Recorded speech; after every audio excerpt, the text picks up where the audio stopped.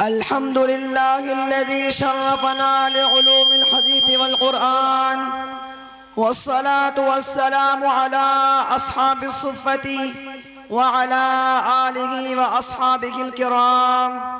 أما بعد، فأعوذ بالله من الشيطان الرجيم. بسم الله الرحمن الرحيم. قل هل يستوي الذين يعلمون والذين لا يعلمون؟ وقال النبي صلى الله عليه وسلم: من خرج في طلب العلم فهو في سبيل الله حتى يرجع، او كما قال علیہ الصلاۃ والسلام. ہم سے تاریخ ہے، تاریخ کا عنوان ہے ہم سے تاریخ ہے، تاریخ کا عنوان ہے وقت بھی جانتا ہے، وقت کی پہچان ہے ہم سے الجھو گے تو انجام برا ہوگا، ہم سے الجھو گے تو انجام برا ہوگا. رب کعبہ کی قسم صاحب ایمان ہے ہم. قابل صدر تکریم حضرات، علماء کرام اور میرے ہم مشن، ہم سفر، ہم مکتب ساتھیوں، السلام علیکم ورحمۃ اللہ وبرکاتہ. سامعین محترم، آج کے اس جلسے میں بندہ جس عنوان کو لبوں کا زیور بنا کر حاضر خدمت ہوا ہے وہ ہے عصر حاضر میں دینی مدارس کا کردار.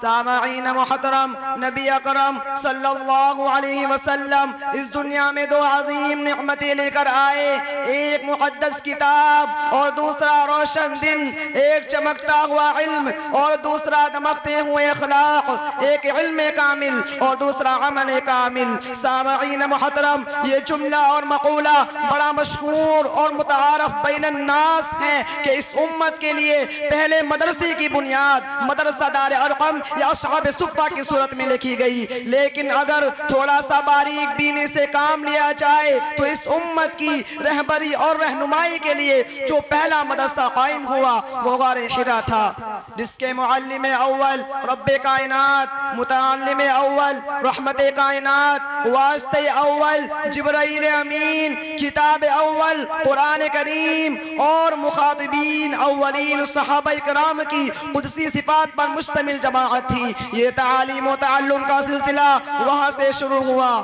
سامعین محترم، اب آئیے ذرا اس دور حاضر میں ان دینی مدارس کے کردار کا جائزہ لیتے ہیں تو فوراً ذہن کی گلیوں میں یہ سوال گردش کرنا شروع کر دیتا ہے کہ ان دینی مدارس کا کیا کردار ہے. ارے ظل باطل، ذرا سن، ان دینی مدارس کے ذریعے نہ صرف اسلامی معاشرت، اسلامی اخلاق و خصائل زندہ و تبندہ ہوتے ہیں بلکہ اسلامی علوم و فنون کی تربیت جیسے مبارک عمل اسلامی کلچر میں جاری رہتا ہے. اور یہ بات بھی روز روشن کی طرح واضح ہے کہ اگر آج دینی مدارس نہ ہوتے تو آپ کا نکاح پڑھانے والا کوئی نہ ہوتا، اگر آج دینی مدارس نہ ہوتے تو آپ کا جنازہ پڑھانے والا کوئی نہ ہوتا، اگر آج دینی مدارس نہ ہوتے تو حقوق والدین کو بتانے والا کوئی نہ ہوتا، اگر آج دینی مدارس نہ ہوتے تو حقوق زوجین کو بتانے والا کوئی نہ ہوتا، اگر آج دینی مدارس نہ ہوتے تو رب کی توحید کو بتانے والا کوئی نہ ہوتا. ہاں توجہ کرنا، آج اگر ہم مسجد میں چٹائی پر بیٹھ کر اشاعت دین کی بات کرتے ہیں تو یہ دینی مدارس کا کردار ہے. آج اگر دنیا کے کونے کونے تک تبلیغی جماعتیں پہنچی ہوئی ہیں تو یہ دینی مدارس کا کردار ہے. آج اگر خانقاہوں میں اللہ اللہ کا نام گونجتا ہے تو یہ دینی مدارس کا کردار ہے. سامعین محترم، دور حاضر میں دیکھو کہ اگر ایک باپ کے دو بچے ہیں، ایک عقل مند اور ہوشیار ہیں تو دوسرا کمزور ہے، تو باپ کیا کرتا ہے؟